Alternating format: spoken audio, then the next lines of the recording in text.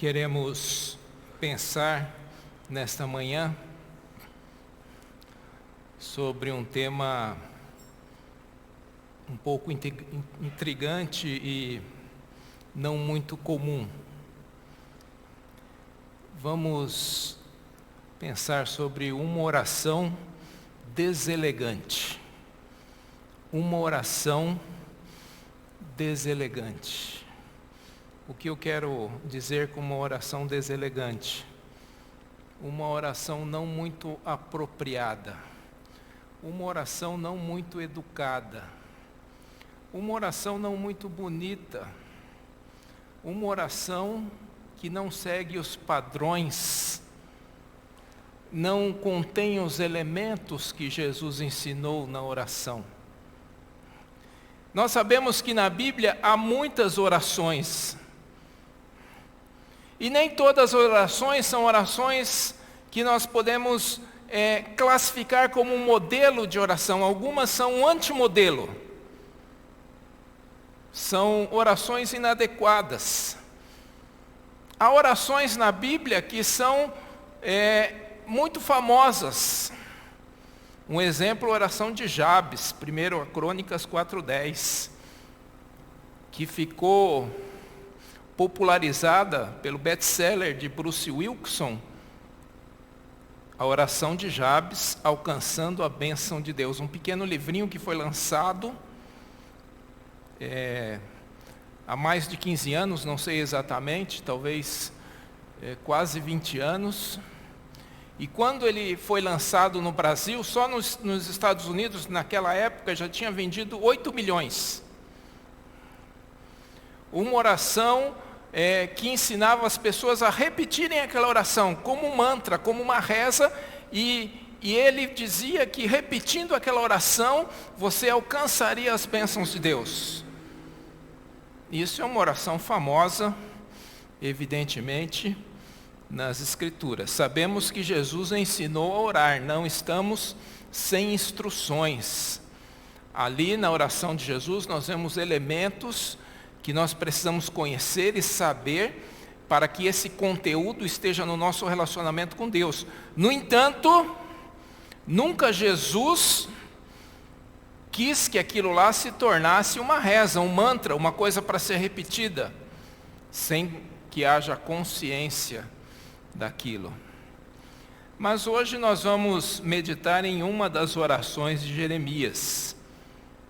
Jeremias foi um profeta chamado por Deus que profetizou no Reino do Sul por cerca de 40 anos.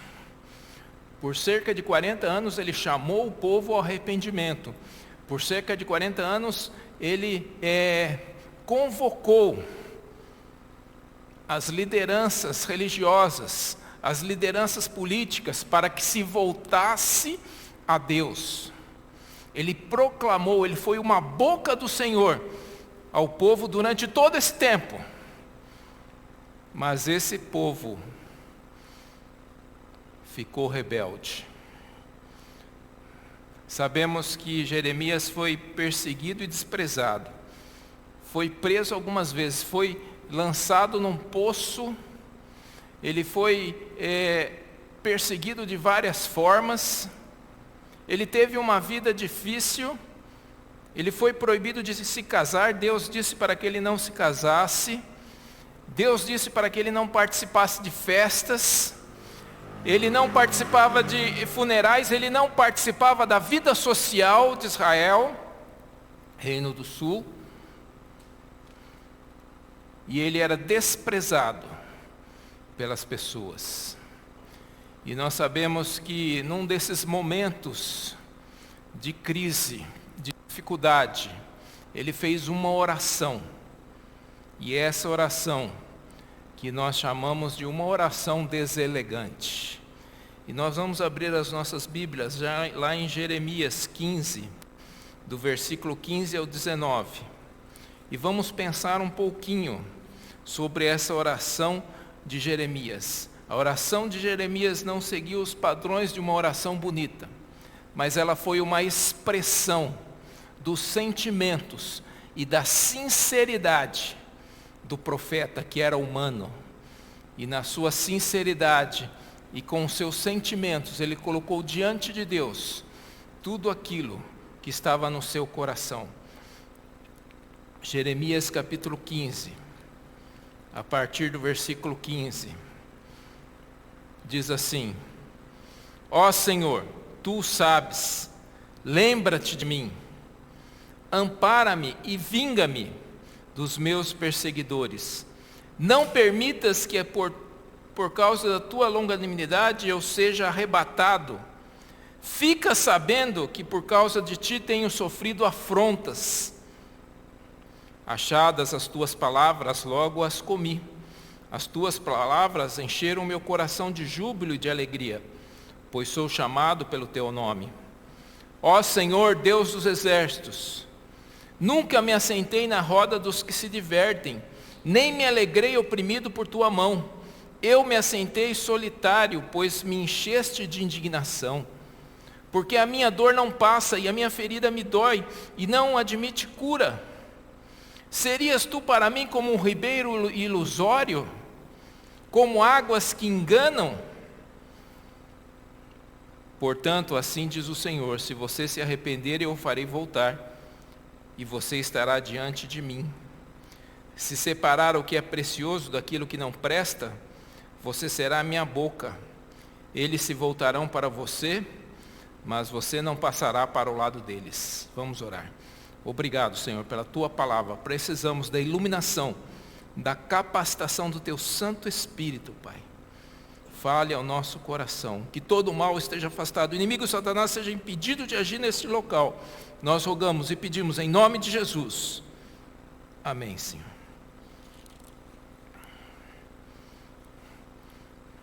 Vamos pensar um pouquinho no conteúdo da oração de Jeremias.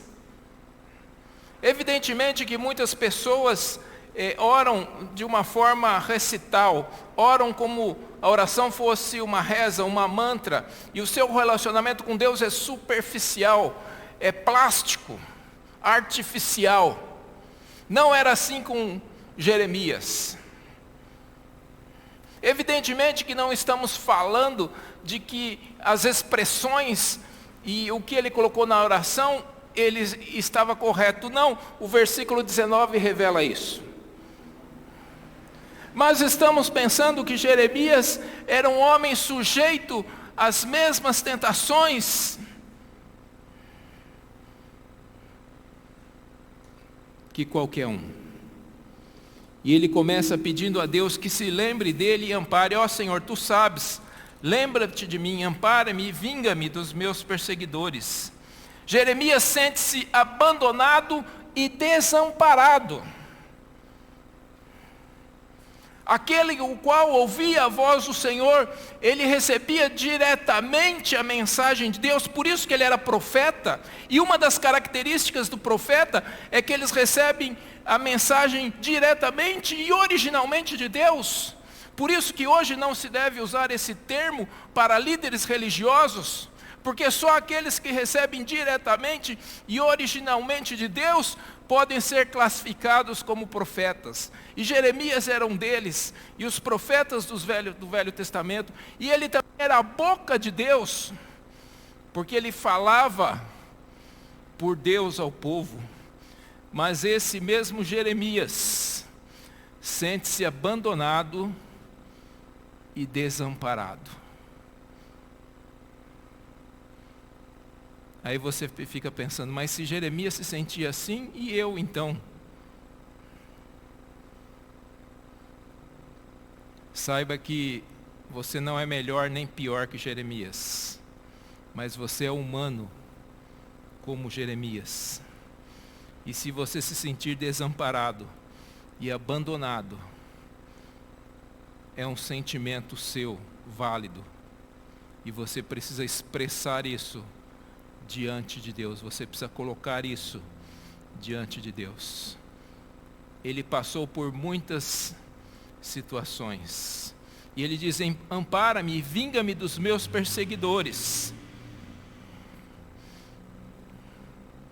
Ele solicita, o ponto 2, a intervenção de Deus contra os inimigos. Isso é normal do ser humano, não é correto. Porque nós pedimos que Deus tenha misericórdia de nós, ó Senhor, tenha misericórdia de mim. Mas nós pedimos que Deus coloque a mão no nosso inimigo, naquele que está nos oprimindo. Quantas vezes pedimos para que Deus coloque a mão no outro e pedimos misericórdia para nós? Então a oração de Jeremias não difere muito da nossa.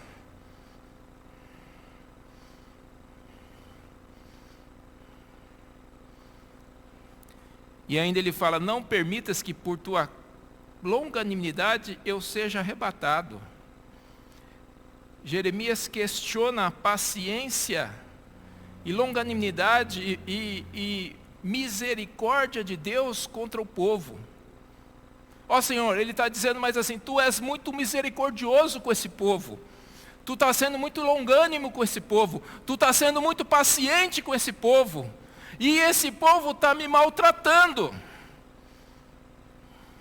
E ele fala, eu não seja arrebatado por isso.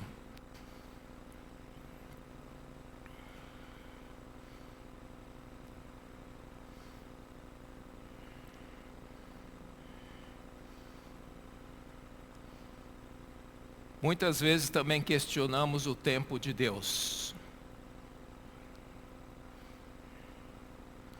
Muitas vezes achamos que Deus demora para agir e que Deus não está fazendo o que Ele deveria fazer.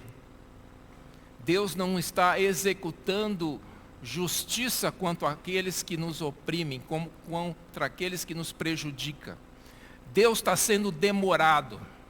Só que a diferença nossa de Jeremias é que Jeremias tinha coragem de falar isso a Deus. E muitas vezes nós somos hipócritas e não falamos isso a Deus, temos medo. Então, na verdade, somos piores. A oração de Jeremias, a nossa é pior do que a dele. Porque Jeremias é sincero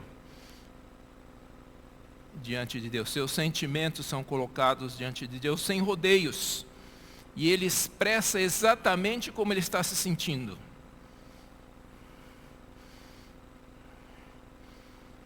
Pede a Deus que o ampare, fala para Deus que Deus está deixando ele, Deus está abandonando ele, Deus não está cuidando dele.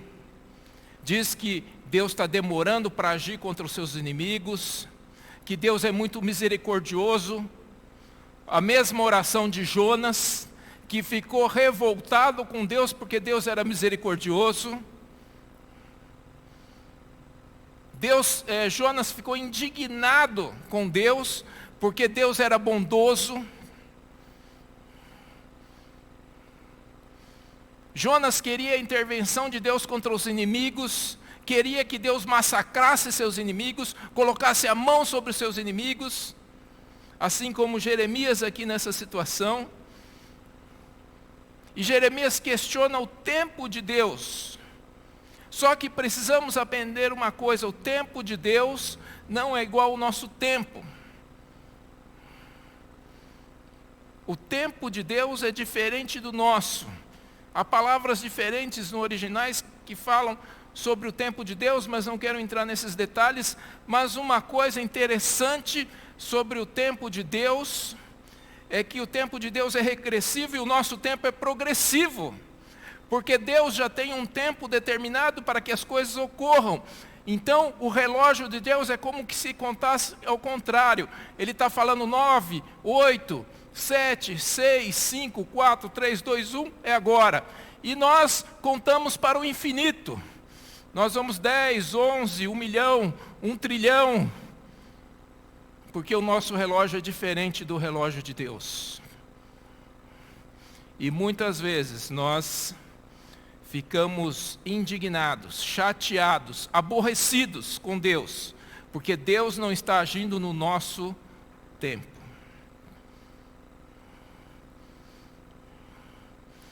Também Jeremias lamenta por sua situação solitária.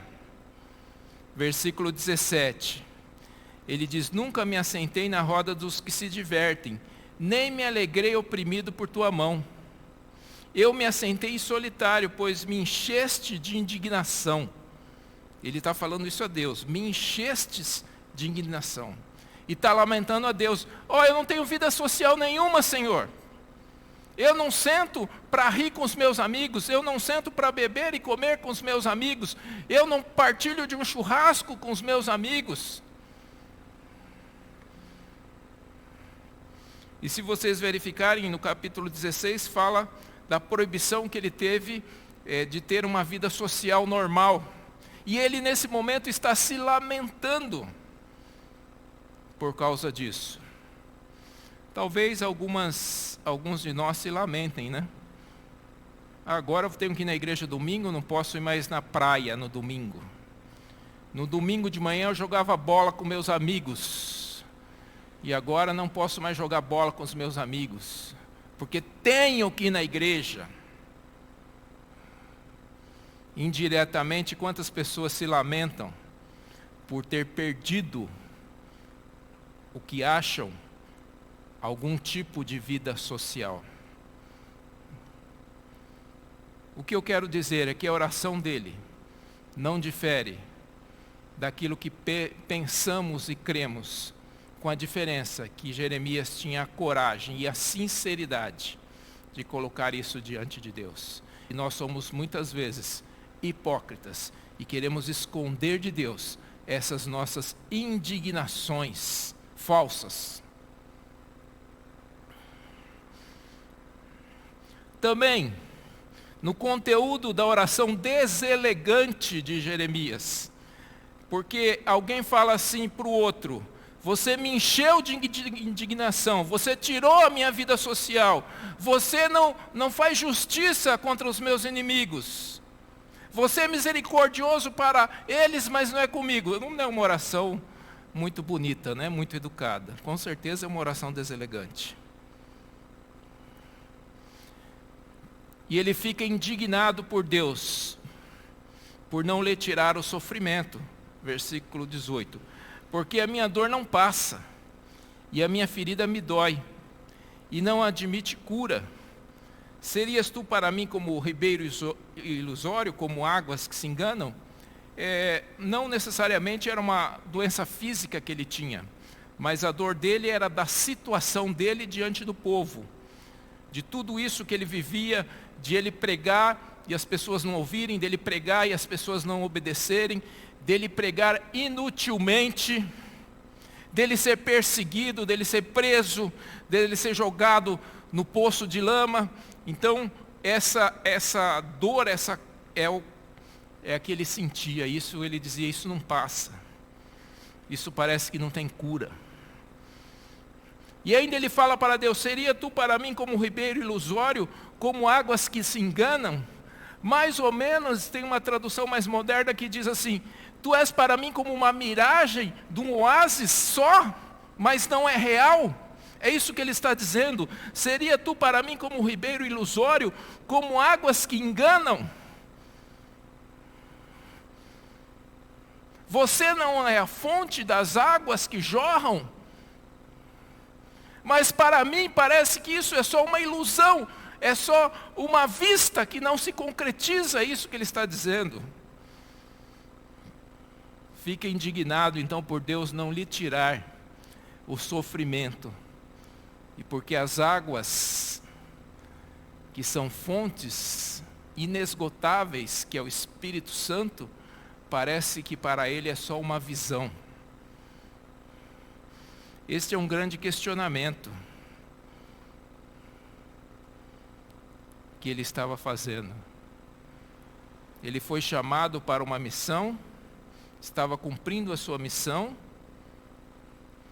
mas Deus parece, na visão dele, que estava lhe abandonando. É verdade que muitos líderes religiosos nos dias de hoje, não admitindo que uma pessoa que serve ao Senhor possa sofrer, então eles começam a ensinar doutrinas falsas e enganosas. Não é esse o caminho. Não é esse o caminho. Mas também, nós vemos na oração de Jeremias, que nem tudo é lamento e indignação. Então ele é sincero para reconhecer, naquele momento, que algumas coisas para ele era muito bom. E no versículo 16 ele fala isso, ele fala: achadas as tuas palavras, logo as comi. As tuas palavras encheram meu coração de júbilo e de alegria, pois sou chamado pelo teu nome, ó Senhor dos exércitos. Há duas coisas que Jeremias se sente muito satisfeito e contente. O fato de ele receber a palavra, dele conhecer a palavra de Deus, dele poder ser um transmissor dessa palavra. Achadas as tuas palavras, eu logo a comi, ou seja, aquilo lá era algo que estava correndo nas suas veias, que fazia parte do seu ser. E ele se alegrava de poder partilhar e conhecer a palavra de Deus. Isso ele não negou, mesmo numa oração que no geral foi deselegante. E o segundo aspecto, pois sou chamado pelo teu nome, de ser chamado pelo nome de Deus. Você é satisfeito, alegre, de conhecer a palavra, de poder estudar a palavra, de poder desfrutar da palavra, de poder se deleitar na palavra? Você é contente de ser chamado como filho de Deus? Como aquele que serve ao Senhor, como servo do Senhor Jesus Cristo? Isto te dá alegria? Jeremias reconhece a alegria e o júbilo de desfrutar da palavra e ser reconhecido pelo nome de Deus. A nossa sinceridade de oração, mesmo em meio a tormentas, deve reconhecer aquilo que Deus é, aquilo que Ele tem feito e o que somos.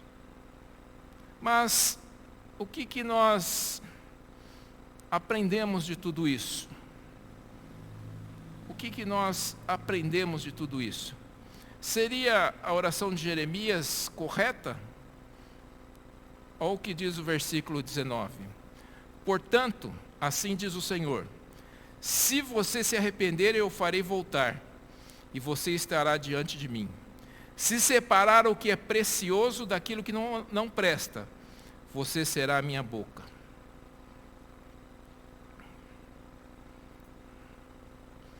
Deus o chama ao arrependimento. Quem? Jeremias agora. Jeremias estava no momento de crise ministerial. E naquele momento, tudo indica que ele não estava exercendo a sua tarefa. Por isso que Deus fala: se você se arrepender, eu o farei voltar, e você estará diante de mim. Se você separar o que é precioso daquilo que não presta, você será a minha boca. Novamente. Então havia duas condições aqui. O reconhecimento de que ele estava enganado nas suas indignações, nas suas acusações a Deus, e de que ele deveria separar as coisas, como ele fez aqui na própria oração, quando ele reconheceu a preciosidade da palavra e de ser chamado servo do Senhor. E quando ele falou besteiras contra Deus.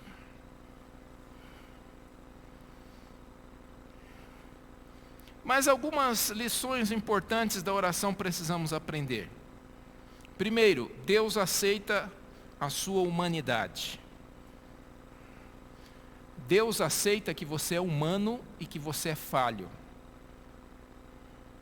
Deus conhece as nossas fraquezas.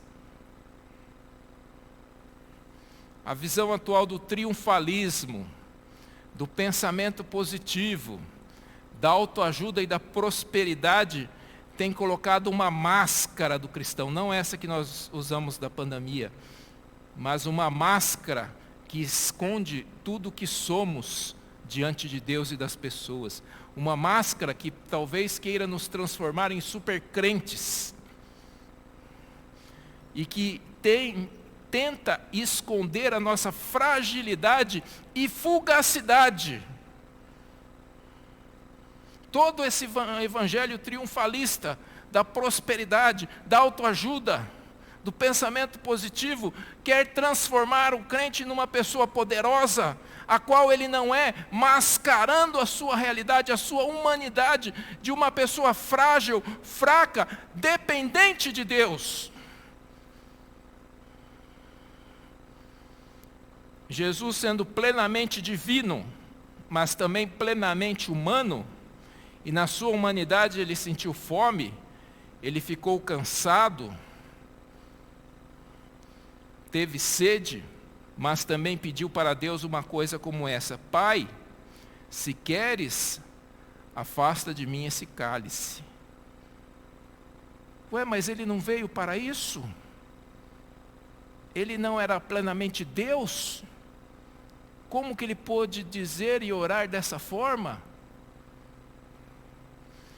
Ele sabia o que era ser homem e o que era ser fraco como homem, mas com uma diferença: sem pecado. Por isso ele ora: Pai, se queres, afasta de mim esse cálice. Ele revela aqui a sua humanidade, a sua plena humanidade. O apóstolo Paulo, dissertando sobre contradições humanas, ele exclama: miserável homem que sou, Romanos 7, 24. Miserável homem que sou. Quando ele começa a fazer uma dissertação das fraquezas humanas e das contradições humanas, e ele chega a essa conclusão: miserável homem que sou. Mas hoje, a teologia da prosperidade, ela proclama: poderoso homem que sou. Apenas uma máscara.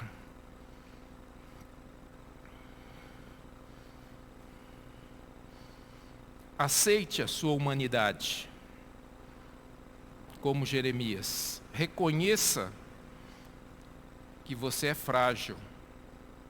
Reconheça que você é tentado muitas vezes. Reconheça que você precisa de Deus. Reconheça que você precisa dos irmãos. Segunda lição: sempre seja sincero diante de Deus e dos irmãos.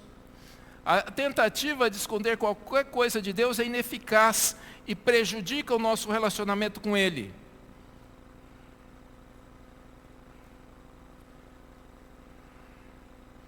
Por isso que eu estava dizendo que a diferença de Jeremias e de muitos de nós é que Jeremias tinha coragem de falar e de ser sincero, e nós às vezes queremos esconder as coisas de Deus.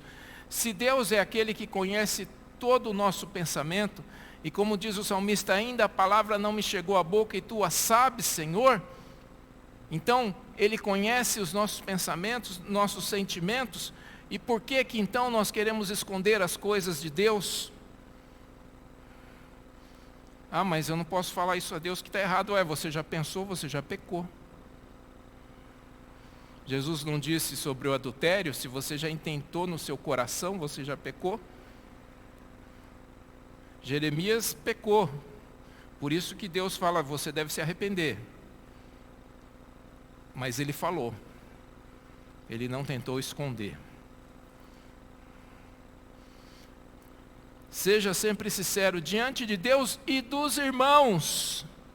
Não podemos viver mais com manto de santidade, querendo nos esconder o que somos dos nossos irmãos, as nossas fraquezas, as nossas dependências, os nossos pecados. Precisamos tirar esse manto de santidade que nos cobre, muitas vezes.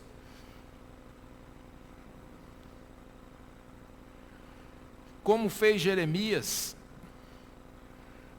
revelando que era um homem como nós. Aí você fala: mas o grande Jeremias, não é possível. Ele recebia a mensagem direto de Deus, Deus falava audivelmente com ele. E ele era o único que servia ao Senhor. E ele se desnuda diante de Deus. Não adianta, todos nós estamos nus diante de Deus. Mesmo que queiramos cobrir com o nosso manto de santidade, de legalismo e de hipocrisia. Não podemos mais viver com esse manto de santidade diante de Deus e diante dos irmãos.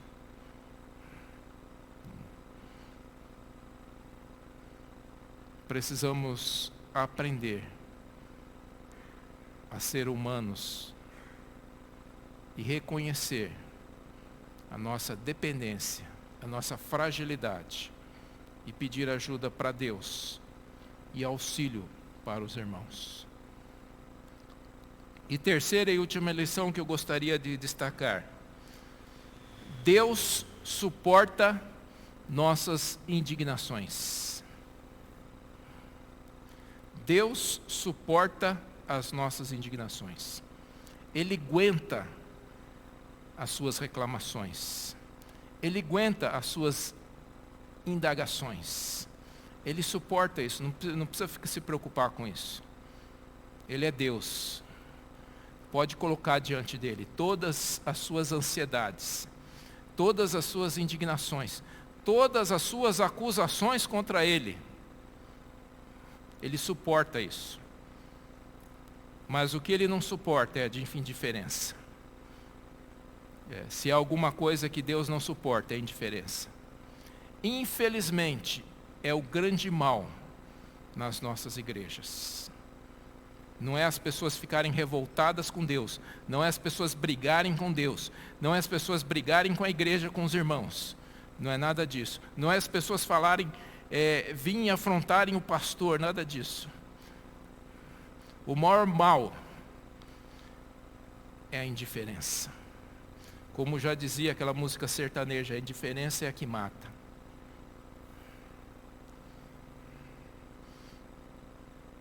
Jeremias, em suas conclusões sobre Deus, estava totalmente equivocado. Isso nos mostra o versículo 19, onde ele é chamado ao arrependimento. Mas o que jamais Jeremias poderia ser acusado era de indiferença. Poderiam acusar Jeremias de ter feito e ter falado bobagem diante de Deus, mas nunca de que ele era indiferente a Deus. Deus procurou o povo durante 40 anos só no ministério de Jeremias. Nós estamos focados no ministério de Jeremias. E esse povo ficou indiferente durante esses 40 anos. Mas a indiferença recebeu a sua justa retribuição. Preste atenção. A indiferença recebeu a sua justa retribuição. Jerusalém foi destruída pelos babilônicos no ano de 586 a.C.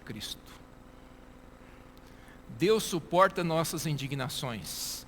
Deus suporta as nossas reclamações. Deus suporta as nossas reivindicações. Deus suporta as nossas acusações contra Ele. Mas Deus não suporta a nossa indiferença.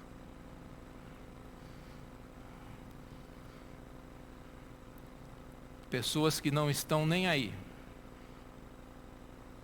Ir ou não ir, tanto faz. Orar ou não orar não faz diferença. Ler a Bíblia ou não, isso aí não diz nada. Esse tipo de indiferença terá a sua justa retribuição ao seu tempo, como Jerusalém, que ficou indiferente a todos os apelos, a todos os chamados, a todas as manifestações de amor de Deus, mas nada fez para se unir, para se relacionar com Deus. Então, meus irmãos, nós vemos aqui uma oração que não é uma oração modelo. Não dá para pegar a oração de Jeremias e tem uns elementos que nós temos que ter na oração, como nós fazemos do Pai Nosso. Mas foi uma oração de uma pessoa humana, sincera, diante de Deus. que estava equivocada nas suas conclusões, é verdade, mas que nunca deixou de ser indiferente, mas sempre buscou respostas às suas indignações diretamente ao Deus Todo-Poderoso. Então, nesse sentido, sim, nós podemos pensar que a nossa vida cristã deve ser moldada, centralizada, num relacionamento que inclui sinceridade e busca a Deus. Que assim todos nós possamos nos relacionar com Deus, tirando os nossos mantos de santidade, tirando as nossas hipocrisias e nos relacionando com Deus de uma forma autêntica e sincera. Que Deus os abençoe.